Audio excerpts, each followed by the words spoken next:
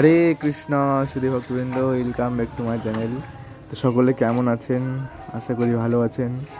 আজ অনেক দিন পর একটি নতুন ব্লগ ভিডিও নিয়ে চলে এলাম। তো প্রতিদিনের মতো সকালে মঙ্গল আরতি করে মোবাইলটা একটু হাতে নিয়েছিলাম, আর তখনই আমার সামনে ফেসবুকে চলে এলো সকালে মঙ্গল আরতি, এত সুন্দর সিঙ্গারের দর্শন যে কি বলবো, পুরো মুগ্ধ হয়ে গেছিলাম আমি। তারপর হঠাৎ মনে পড়লো আজ রঙ্গদেবী ও সুদেবীর হ্যাপি অ্যাপিরিয়েন্স ডে।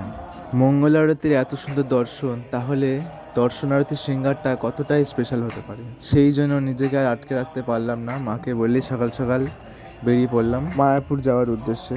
কারো আশায় থাকলে আর যাওয়া হয় না, তো একাই আজকে বেরিয়ে পড়লাম, কাউকে কিছু বললাম না আর। তো ভিডিওটা শেষ পর্যন্ত দেখতে থাকো। তো খুব তাড়াতাড়ি সাইকেল চালিয়ে ট্রেনটা ফাইনালি ধরলাম, আর একটু দেরি করলে ট্রেনটা মিস হয়ে যেত। তো এত জোরে এসেছি, গরমে ঘেমে নিয়ে জান হয়ে যাচ্ছি। তো কথা বেশি না বাড়িয়ে আমি চলে আসলাম সোজা বিষ্ণুপুর স্টেশনে। তো এবার টোটো করে সোজা ঘাটে যাব। আর দেখো নবদ্বীপ ফেরিঘাট থেকে দৃশ্যটা প্রতিবার যখনই দেখি তখনই যেন মুগ্ধ হয়ে যায়। মানে এখান থেকে ভিউটা জাস্ট ওয়াসাম ওয়াসাম। আর রোদে পুড়তে পুড়তে জব করতে করতে চলে গেলাম ওপারে মায়াপুরের ফেরিঘাটে। আর বেশি বিলম্ব না করে সঙ্গে সঙ্গে টোটো ধরে ফেলেছিলাম। তো টোটো করে আমরা মেন গেট দিয়ে ঢুকলাম। ঢুকেই দেখুন দৃশ্যটা, মানে জাস্ট কি বলবো, মানে এই দৃশ্যটা দেখলে যেন মন একেবারে জুড়িয়ে যায়। এই যে টিওভি মন্দির, ভজন কুঠির, ডান দিকে সমাধি মন্দির, আহা। আর তৎক্ষণাৎ বাদিকে এক প্রভু গৌনিতাই মহাপ্রসাদ দিচ্ছিলেন। মহাপ্রসাদ পেয়ে বেশি দেরি না করে সোজা হেঁটে হেঁটে চলে গেলাম মন্দিরের দিকে, কারণ আর তর্স হয়েছে না রাধা মাধবকে দর্শন করার জন্য। আর এই চক্রভবনের সামনে লোটাস বিল্ডিং এর যে ভিউটা, এটাও জাস্ট কি বলবো, দারুণ দারুণ। ফাইনালি আমরা চলুন দর্শন করি। এই যে দর্শন করুন সকলে। জয় শ্রী রাধা মাধব অষ্টসখী বৃন্দ কি জয়, রঙ্গদেবী সুদেবী সখী কি জয়।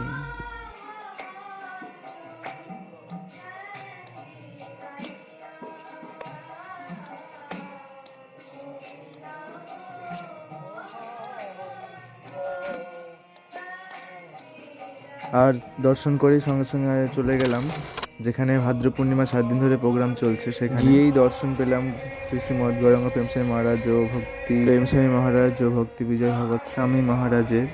তো তখন চলছিল যে সকল ব্রহ্মচারী সাদা ড্রেস ছিল, সেই সকল ব্রহ্মচারীদের লাল ড্রেস দেওয়া হচ্ছিল।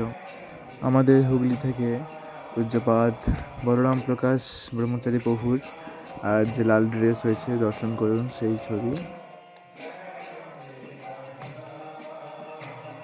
তার পাশাপাশি রেডি হচ্ছিল যজ্ঞের জন্য। তো আজ এখানে ভাদ্র পূর্ণিমা যেহেতু, সেই জন্য এখানে আজ এক বিশাল যজ্ঞের আয়োজন করা হয়েছে। তারপর এখান থেকে বেরিয়ে সোজা মহাপ্রসাদমে গেলাম। তারপর কি মন হলো, এখানে আর প্রসাদ পেলাম না, সোজা নামহট্টে চলে গেলাম। তো নামহট্ট থেকে প্রসাদ পাচ্ছি, তখন চলছিল মেদিনীপুরের জেলা সম্মেলন। তো প্রসাদ পেয়ে সঙ্গে সঙ্গে চলে গেলাম সমাধিস্থলে, এখানে বসে কিছুক্ষণ জব করলাম।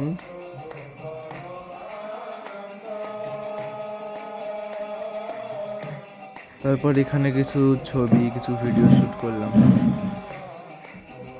তারপরে সোজা মন্দিরে ভোগ আরতি দর্শন করতে গেলাম। মন্দিরে ঢুকে সঙ্গে সঙ্গে গুরু মহারাজের দর্শন পেলাম। জয় ওং বিষ্ণুপাদ প্রভংশ অষ্টতর শত শ্রী শ্রীমৎ জয় পতাকা স্বামী গুরু মহারাজ কি জয়।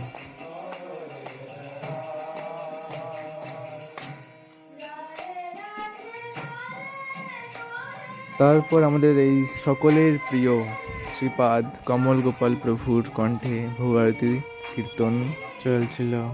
প্রভুর মুখে কে কে অধিবাস কীর্তন শুনেছেন বা কে কে চেনেন, তারা অবশ্যই কমেন্টে জানাবেন। তারপর পুনরায় নামহট্টে এসে দুপুরের প্রসাদ পেলাম।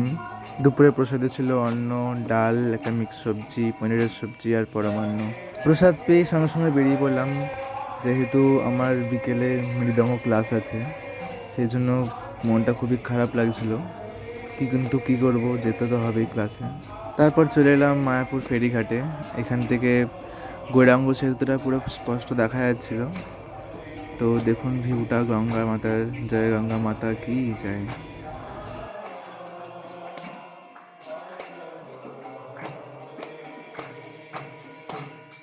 তারপর গঙ্গা পেরিয়ে চলে এলাম টোটো করে সোজা স্টেশনে। কোনো মতে ট্রেন পেয়েছি, এত ভিড় ট্রেনে পুরো অবস্থা খারাপ।